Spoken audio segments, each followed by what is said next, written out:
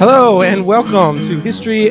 Actually, this is History During Hours podcast. This would be, I guess, considered episode 4. It's number 4. What's the date?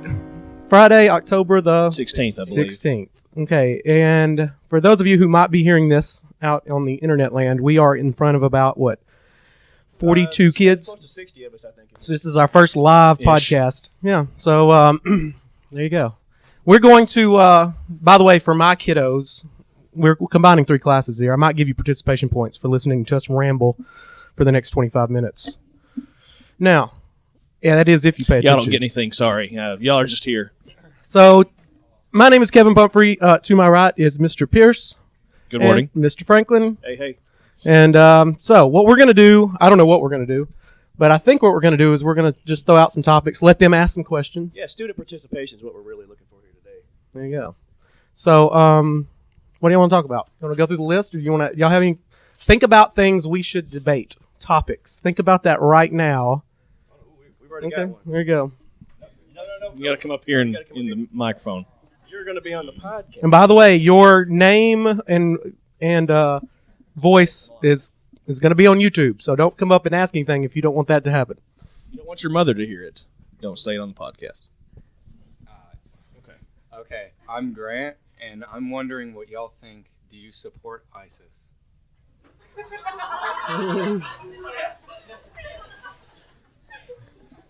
Are you talking about the Mesopotamian god, or are you talking about the current terrorist organization?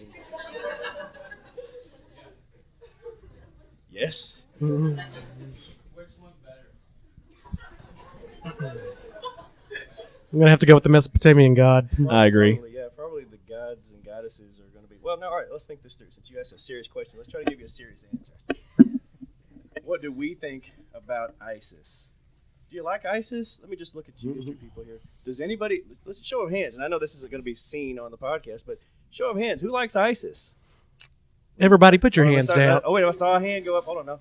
Okay, no, not that. All right, well, let's... No, seriously, since you gave that question, let's think about what these guys are doing and what they're trying to accomplish, okay? If you have, and we can associate this with other fundamentalism that we've seen throughout different parts of history, okay?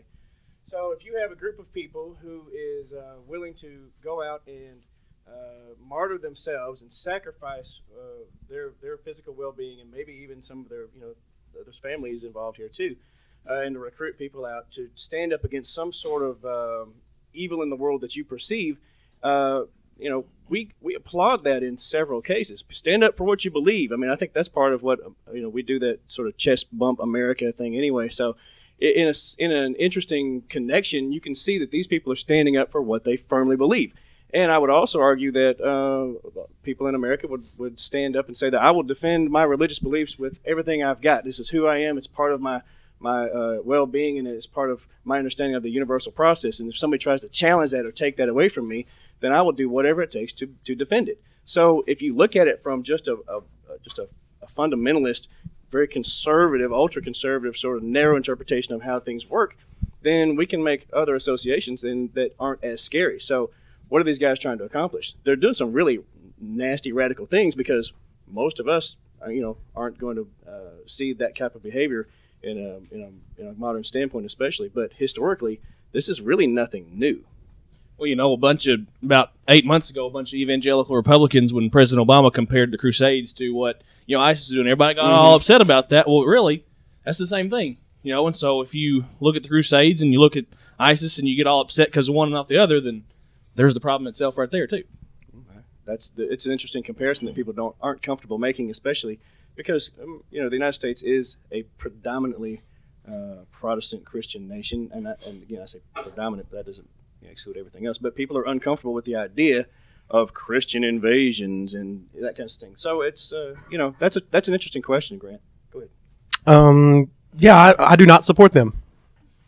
I mean, I don't know what else to say. Yeah, I should have clarified. I don't really support them. Well, you don't support them financially? I had an ISIS T-shirt on and little ISIS buttons, flare. All right. Does anybody else have a question? Anybody? Well, we're going to ramble on whether you have a question. Okay, no, here we go. I have a feeling it's going to be about socialism. It's going to be about socialism, Josh. That's what I thought. Okay. What system? What's my name? Josh Morton here. What system of government is better for the United States? Capitalism or socialism, or a mix of both? Well, we already have a mix of I both. was about to say, isn't that what we're doing right now? A mix of both?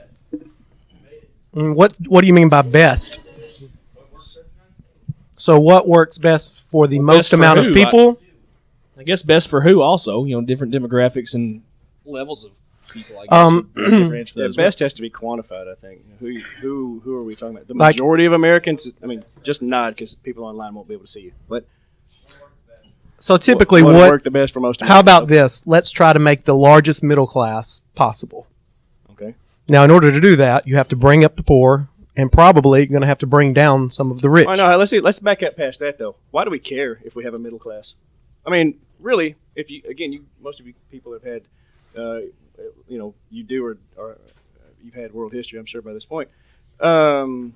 Most societies, historically, haven't had a middle class. They function just fine without it. We've had aristocracy, and we've had ruling god kings, and then we've had peasants and workers. So that's been a pretty nice system. Why do we really give a crap whether we have a middle class or not? This is an interesting sort of tie-in.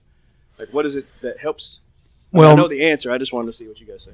And it seems like best economic system, what most people would want is for the largest amount of people to live comfortably, where there's the least amount of starvation. Wouldn't we need feudalism then? Maybe.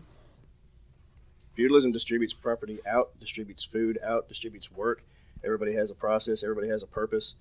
Everybody is functioning within inside that society, and then people at the top take it and distribute it back down. So it's actually, it's kind of the best of both if you stop and think about it. You don't have to worry about people who are, you have a lot of people who are not going to advance very far, but at the same time, you're really kind of taken care of in that society, and we don't have people who are actually bottoming out if you think about it. Okay, so that the other thing is not just living comfortable, but also having the mobility to move up and down in society. Okay. So that's going to put another angle on it. Where feudalism, that might be where it falls short, is the ability of someone to move up in the society. Well, so the freedom to move trade-off up is security, though. That's true. Would people want to give up some of that security for the idea of freedom? Hey, I can move up. The chance, I guess, You could also move move up. down. True. Yeah. America, right? Yeah.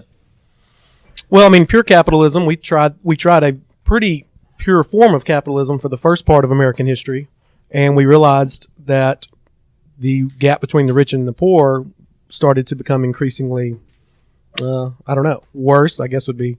You had people that had so much wealth, so much money, and then you had a large percentage of the population that was poor. So government, I guess around the turn of the century, late 1800s, early 1900s, started putting restrictions on these huge, and started breaking up these trusts, these corporations. So now, but we also started doing socialist stuff back then. You're sitting in a socialist system right now, public education. So if you say, I hate socialism, then you don't believe everyone should get education because the government is paying for you to go to school every day. So that's socialism. We have other things like firemen and, I like the road systems. the roads, that's all paid for you. However, in America specifically, we also put a lot of merit and value in being able to do what you want, being able to start your own business if you want. If you can make $1 million, make $1 million. So, obviously, economics hasn't figured out the perfect system yet. I think the system we have is as good as most systems, although we are not as socialist as some countries are. I don't know. The competition, I think Josh is right. Competition makes a difference, especially the way we've sort of geared ourselves. We've convinced ourselves that this is the best thing to do. So let's compete and see where it goes. And I think there's merit in that in and of itself because it drives competition drives innovation. We have new technologies. The reason that we're leaders in tech, in industry, and trade is because we do have people who are competing with each other for other people's money. And so that's the beautiful part of the capitalist system is that we get more and exciting things that come along more quickly, as a matter of fact. So when you just have a strictly socialist system and the government is dictating out what goes on, then you get a stagnation. And we've seen that repeat itself throughout history. Of course, large corporations can also, like if you have a pure capitalist system and you have businesses that make a lot of money, they also control innovation to some degree. People get paid sometimes to not innovate because they want to hang on to the current system. Right. For instance, people, you could, hey, there's somebody taking pictures. Mr. Ray Burrell, everybody. I also want to give a shout out to Lexi Labrin, who is moving the mouse every couple minutes to keep it from, man, is that my levels? Wow, I'm loud, y'all. All right. I'm used to holding the mic right up to my mouth, so I've got to back off a little bit. Anyhow, what was I talking about? Oh, yeah. So here's a story that I don't know how much factual information is in this. Make but stuff up. The reason, yeah, it doesn't matter. Marijuana is illegal. Do y'all know how that got started? Yes, actually. Okay.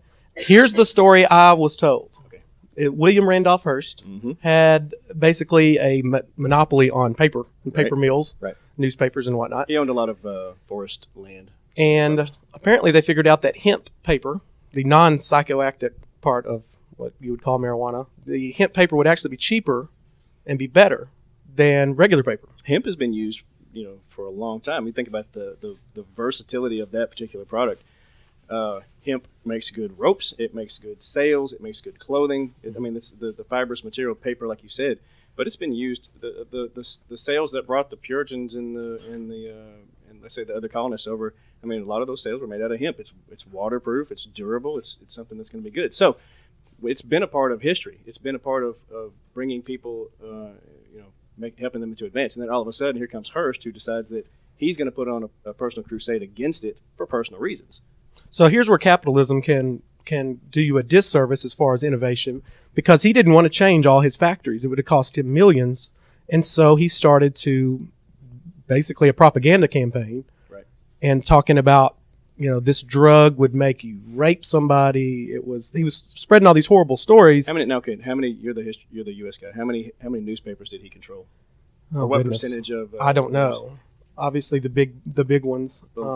He had a monopoly on news to a certain extent, didn't he? Yeah. Because with this, he had these paper mills, he had all this, but he also controlled the press to some degree. So people are reading these stories, and then the government just thought it would be a good idea just to make that whole thing illegal, and he got what he wanted. So with that, here's a situation where a capitalist system made this person so powerful that he was able to dictate innovation. Now, and did he also lobby Congress? Because I know people like John Jacob Astor in the fur trade in the 1800s. He went to Congress and put forth these ideas about, he wanted less competition in the system so that he could actually benefit, and they agreed with him. He had a lot of powerful friends, and he actually got what he wanted. So right. I'm actually studying that right now, where there were government factories basically set up around the country to handle trade with the Native Americans, and he wanted that eliminated because it was the government competing against private business, and he made that argument, and it stuck. They got legislation passed, and he made millions of dollars. So it does happen. I just wondered if Hearst did the same thing. I don't know. It's capitalism can run wild, and it can hurt innovation, and you could have these large companies. You hear all these stories that, obviously pharmaceutical companies are, would they want, obviously this would be a horrible thing, but do they really want a cure for cancer since they're making billions off of cancer medication? That's interesting.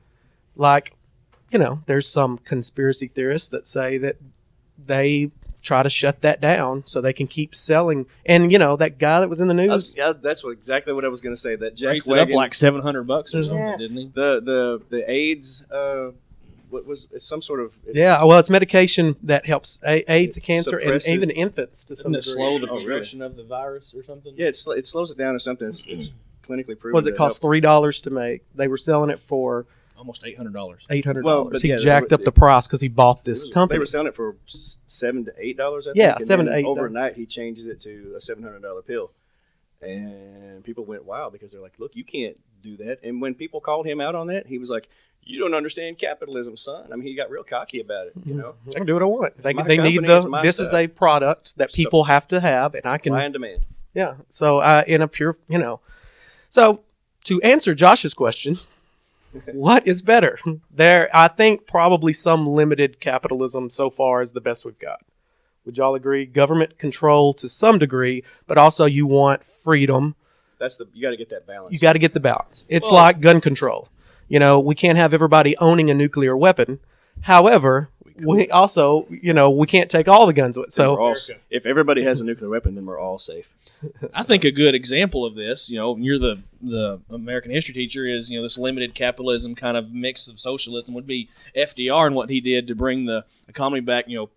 Right around World War II. I think you'd be hard pressed to find someone that would say that was a bad idea. In the way it played out. So I think that's a great example. At the time, people screamed about it, though. Well, right, but I mean, in looking back on history. Look at the tax rate under Eisenhower. Or Reagan. I mean, people were getting taxed way more than they are today.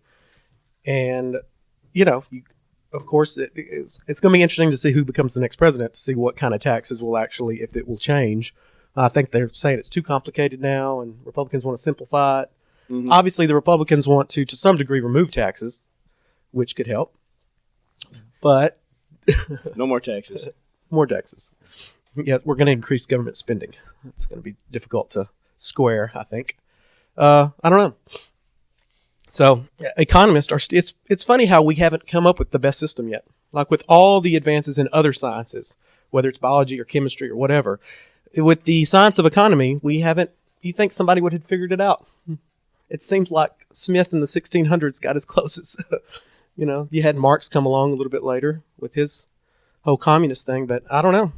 You got such a variety of opinions on how to distribute wealth, though. That's the hitch. It's not like you can find, the universal law of gravity and then we stick with that because it's testable. But this is opinionated. Yeah, and it's going to change. A difference on whether you have money or not, how you tend to feel about that. So that makes a difference too. Yeah, and population from now on, every show we do, I'm going to talk about the population problem and how we got too many people. Okay, if you stop and listen carefully enough, you can actually hear the sound of 7 billion people breathing in and out. It's like it's Darth Vader kind of thing. It's crazy. I don't know. We've increased so much. Disturbing. And I talk about it in my class. I don't know if you guys even have paid attention to the population, but right, yeah, that's it. That's what causes wind. Anybody know what is the largest demographic walking on the planet? Kids? On the planet? Yeah, right now. What is our largest growing demographic as far as ages? It's actually not kids, I don't think. It's going to be old people. Probably. So octogenarians. 65, and there's more old people walking around because of science and technology and all that. So okay, let me just play devil's advocate. Aren't there too many old people? I mean, really, they're a burden on society. He's coming up with his final solution. I'm smiling while I say that. I don't really mean that. I just wonder. Let's play that though. What would conspiracy? Aren't they when you get old and you start to break down and you need assistance and you are no longer a functioning member of society? Don't we just need to let's go ahead and get some system to deal with that, to shove them out of the way, and then because we're spending way too much dang money on old people, don't you think? We've got services, we've got medication that's out through the roof. We've got. I don't really believe this, by the way. I'm just saying these things. Okay. These views do not represent. No, I do not. That's not even my view. I'm just saying things. No, but I mean, but you've got people. I mean, I'm being funny, but I'm kind of not at the same time. You've got people who will say, if you can't contribute to society, then we need to move you. Yeah, and it does happen. So I'm not really advocating that. I want to make sure I clarify that. And I don't support that. Could definitely help our economic system. All right. All right, we need another question because we're just going off on weird tangents. So, do you support Al Qaeda? That's what he's about to ask you. That's what he's going to say. Was you a fan of Hitler? Okay, it's Grant again. And would you rather have Hillary Clinton or Donald Trump? Oh. Isn't there an interesting scenario where we could have both? Sure, yeah, well, it's actually possible. Trump is not really a Republican. Okay, he's in disguise. He's not really a politician. Well, that's true too. You could have one be president and one be runner-up president. We could do that too. All right, I'll be quiet. You go. What do you think, Trump or Hillary? Oh, Hillary. Why not Trump? Why? Even the fact you asked that. Why not Trump? Let me give you my 95 thesis on why Trump but shouldn't be president. there are people out there who are like, Trump is the awesome guy because he says what he thinks. Hey, and I he's love that. And I he's a love successful guy, and he can run the country. He can turn things around, man. And we're gonna build a big wall. Hey, you know what? No, I brought this up the other day because I read this. Trump wants to build a wall between us and Mexico, but Canada wants to build a wall between us and them. Did you know that? Like, that's becoming a thing.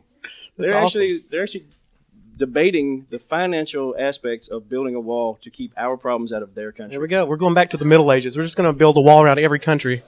Big castle. I think, which as history teachers, we see the ridiculousness of some of the policies. But what, we hear all the time in elections, you hear, oh, I'm not this normal politician. I'm not a politician. That has become such a negative word. And I think that's what people like about Donald Trump, the Donald, if you will, is that, he's not a politician. He tells us all the time, every time he says something, tells us he's not funded by anybody. That's true. And that's what common, everyday people are enjoying about that. I'll tell you what, my take on it is I'm so glad he's running. It's been hilarious. It's great to see somebody just speak their mind. I think it's also shaking up the entire Republican Party because they have to deal with him. He's the front runner. So they don't get to say what they want to say. Like the cousin at Christmas. Yeah. You just have to deal with it. I think it's awesome that he's running, but I don't want it to end up where he's the guy that wins. Just to make your point again, did you watch the Democratic debates? No, I didn't. I haven't watched Before the Democratic debates even happened, they had a segment on what does Donald Trump think about the Democratic debate. So he's even involved in the other parties. I mean, he's not even there, but they ask him questions about, I think. And then so he's such a media magnet. It's a draw. He's got this interesting, what's he going to say next sort of thing, which is, and most people realize it's a circus. And I don't know that he's, but there's this weird fringe in society now that's like, if you're afraid enough of the direction the country is going, you think, oh, we're doomed and we need a guy who's going to fix everything. And a guy who comes along in a very populist method says, I will do this and I will do that and damn the system. We'll forge ahead. That's not really how things are going to work. He's not going to become, dictator of America and throw all these things out there. But there's this interesting movement where it seems like he has momentum, and I think that's probably that's probably false. Yeah, well, when the voting comes, it'll play out. I think he's saying a lot of stuff just to get the election, the Republican, that he doesn't believe in or that he couldn't even do. Well, and also back to the point that you just made, he's not. I agree. He's not a commoner either. I mean, he's like, if we're trying to elect people who share our common values across America, we do have a strong middle class still, and he is not middle class. And I don't know that if you're looking for someone to represent you and your values, I just don't know that he's the guy. So you got to. Well, he's lived in a skyscraper his entire life. I don't think he represents the plumbers out there. Now, I love the fact, once again, I'm glad he's in it. I don't want him to be president. There's a scary thing. Most politicians, if not all politicians and presidents, are bought and paid for by the time they get into office. So they owe so much, and that's a bad thing. However, there's also a safety in that to some degree. Trump is rogue.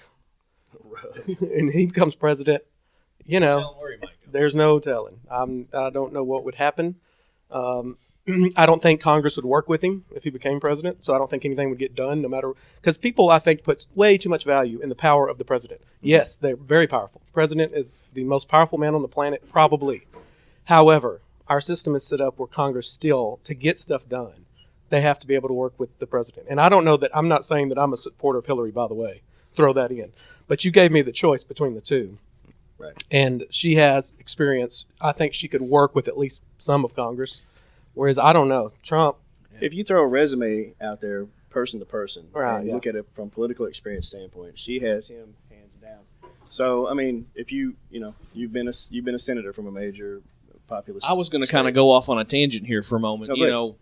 If you just throw out Donald Trump, you just look at Hillary herself. I think she's kind of, and I get why this has happened, but she's kind of doing herself a disservice in running in this whole I'm the woman candidate. That kind of, because if you throw that out there, like you said, she has a great resume. She should be running on that rather than, I'm a woman. Because the other You're day, saying that she should ignore the fact that she could be the first female president? I'm not saying ignore that, but I think they're putting too much focus on it. Because like in the Democrat debate the other night, like Grandma Hillary kind of. They asked, I'm your grandma, vote for me. Yeah. In the Democratic debate the other night, they asked the six of them the question, how would your presidency be different than President Obama's?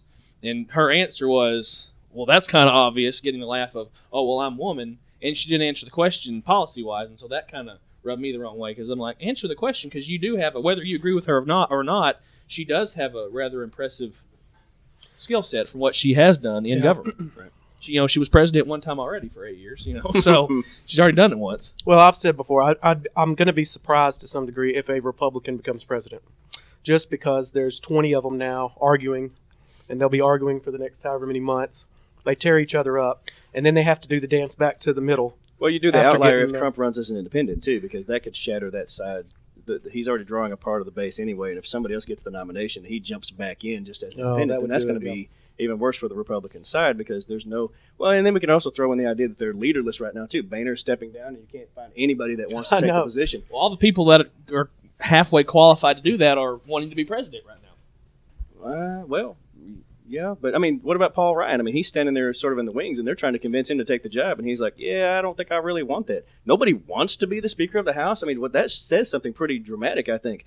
That is a powerful position within inside the government, and nobody wants it. It's like the office is tainted now for some reason, and the reason is because you have such hardcore disruption within inside the Republican Party and the rightist movement, the Tea Party or the Freedom Caucus or whatever you want to call them, are willing to shred. You want to talk about ISIS in politics? Those boys on the very far right, and we can talk about the people on the left too, but these guys are ripping apart the Republican Party, which has some real solid ideas about how to run this country, but they can't get there because the moderates who can actually get something done are being overshadowed and trounced by the people on the right who are so willing to just rip it up and let it burn. Yeah, it's going to be interesting to see the dance. Once again, they'll call them flip-floppers. Just wait and see, everybody. Whoever becomes the Republican nominee, they're going to have to do this little dance back to the middle, and everybody's going to say, oh, but you said this during the election to be Republican, and now you're saying this, and they'll look like a flip-flopper. It happened. That's what they did with Romney. With Romney, same Romney kind of thing. was electable. Romney would have been a good president. Who was the last president that we felt good about, like that unified more people? I think maybe 2008 Obama. At that moment, it seemed like he was, okay, this is the right choice. Now, you guys live in a world where literally nobody likes the president right now. However, you have to understand, if you go back to 2008, he was popular, very popular. And it seemed like we were on the verge of something, and it just never happened. Now, you back up from that, I don't know, Reagan? I think first-term Bush, especially after the cohesion of the 9/11 moment. Of course, he barely got elected. Well, there's argument whether he did. We could go Thanks, Florida, if we want to. But I mean, so he's first the guy. time. But I think that there was optimism with his presidency, and then especially after the strength that he displayed during and after the 9/11 moment, where we felt like we needed somebody to kind of set us down and say it's going to be okay, and then take charge and lead by example, and so people felt good about that. It bogged down after that, but and there's not many presidents though that have enjoyed a great second term. That's true. If you start looking back, I mean, they wear out their welcome. It seems like that second term never goes well. What about that third term? Just one guy. That one guy had that great third term. Yep, that one guy. And then he had a bad fourth term. All right, let's answer. I'm going to answer one question that we got tweeted that we didn't, and I'll open it up for you guys.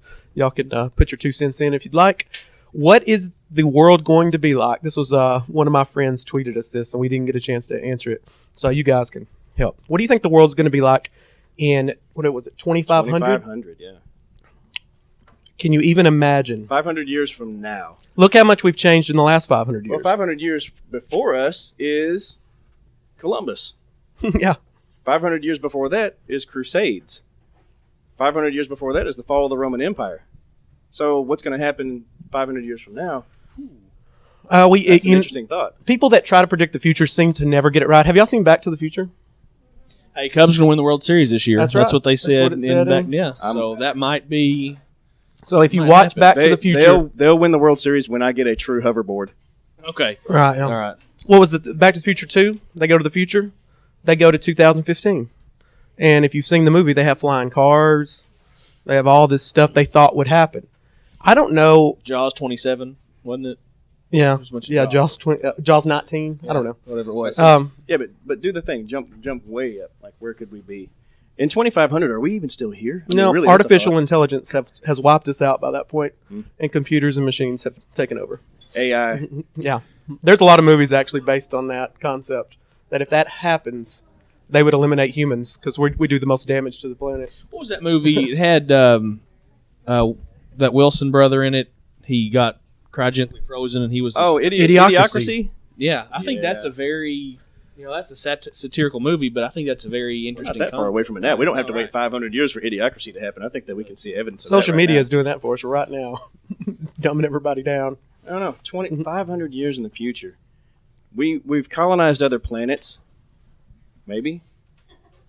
Maybe. Yeah, no, doesn't that seem like science fiction? But if we don't, and our population keeps growing, How long does it take? There's a statistic somewhere. How long does it take for science fiction to become science fact? It used to be like 50 to 60 years, and I think it's shortened now, because we think about, go back and look at the old Star Trek episodes, and they go, well, they have handheld communication devices, and they have tasers, and they have So I just wonder. well, just think about trying to explain the internet to even a genius like Alexander Graham Bell, who invented the telephone. Try to explain to him, if you could go back in time and just tell them what the internet's like. Or Wi-Fi. Or Wi-Fi. Like, could you even explain it to him? First of all, I don't even know how it works. And I live in it, and I use it. We're going to use it to upload this podcast. Mm-hmm. But try to explain that to somebody that lived in 1900 or 1915, 100 years ago. All right, here, let me throw this question out there. I think this is a different take on that. And I've brought this up to classes before. Would it be easier to go backwards 100 years or to go forward 100 years? If you could time travel, would it be how easy would it be to adjust to your surroundings if you went back 100 years or if you went forward 100 years? Because you think about people who lived in 1915, we are a completely different group of people than those folks were, and we don't. I mean, it's been such a gradual transition, we don't necessarily see it, but I think that's an intriguing sort of thought. I No don't know that I can handle TVs, no going forward. cars. You might have a radio if you're lucky. Could you, if you brought somebody from 1915 to right now and just plop them down, could they function? I don't know. It'd be tough to risk going forward 100 years. You might go straight to the circus. Maybe. Who's this crazy? He can't even move stuff with his mind. Yeah, sorry guys. You wouldn't understand the technologies. You wouldn't understand the language. I mean, we're still speaking English, but the linguistics change as you move forward because the style of conversation is going to change definitely. So, I don't know. Any thoughts? Any on that? ideas? Student thoughts on that? Anybody want to come up and talk? You guys It's are your way chance too to be a shy. star. You could even sing a song. Well, got a quiet group. Okay. That's first period. They're still asleep. Yeah, they're still asleep. You have to come up here. Yeah, you got to get in the mic. It's a good experience for you. That way I don't have to repeat you. You want to say something? Seriously, no, come up. Don't be shy. Come on. You like to talk. Oh. I'm Adam Sabal, and do you think that the U.S. will still be on top as the best nation in the world in 500 years? Because I know we're kind of like in an aging dynasty right now, kind of in the dynastic cycle and stuff. But what do y'all think about that?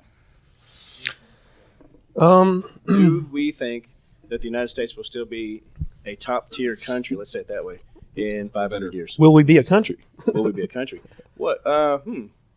Do we, in 500 years, have we erased certain political boundaries, and are we now the United States of North America? Perhaps.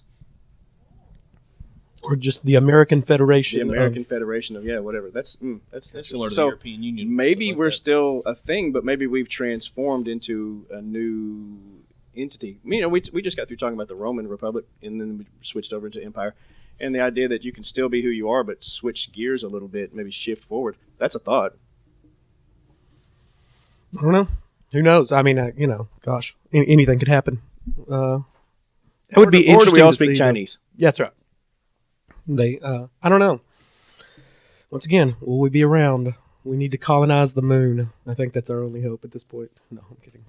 Go to the moon. But I do want to say, in case you guys don't know this, and I said this on the last podcast, but most of you probably don't listen to it, is that 100 years ago, we were 2 billion people. And now we are at 7.3 billion. Just think about that for a moment. And I guess the thing is, there are more people walking around on the planet now than ever existed before 1900. Think about Moses. All the way from Moses all the way up to Alexander Graham Bell. All the people that ever lived. There's more people on the planet now. That's a pretty good population bump in the last 100 years.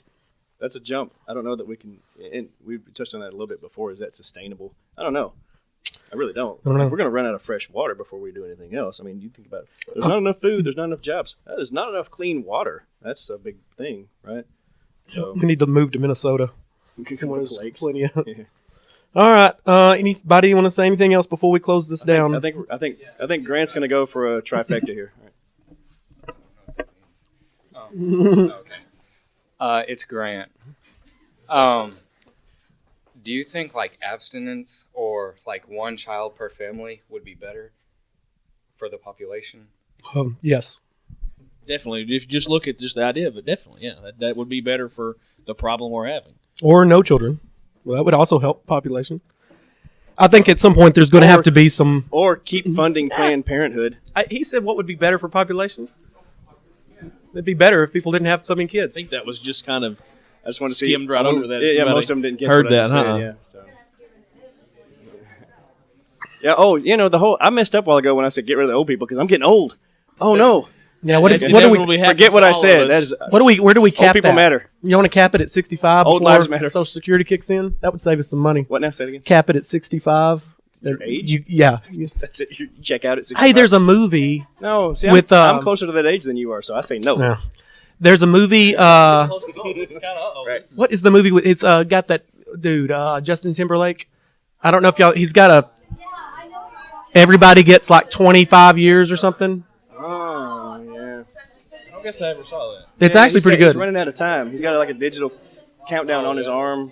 and it's tied to your money. Like you can buy more time. Anyhow, okay, that's just a thought. That's All an right. interesting thought too. What would you do if you knew this is the end of my life? How would that change your? Oh, if you knew, Yeah. if you knew right up that it was over soon, what would you do? Well, not necessarily soon, but you just knew. Okay, I have 17 years, 37 days. Something like Just how would that change your perspective on how you lived life and all that? I think it would. I think that's an intriguing thing. What would you do if you knew? If I knew, or if everybody knew. Well, yeah. Well, maybe everybody. If everybody knew, that could be crazy.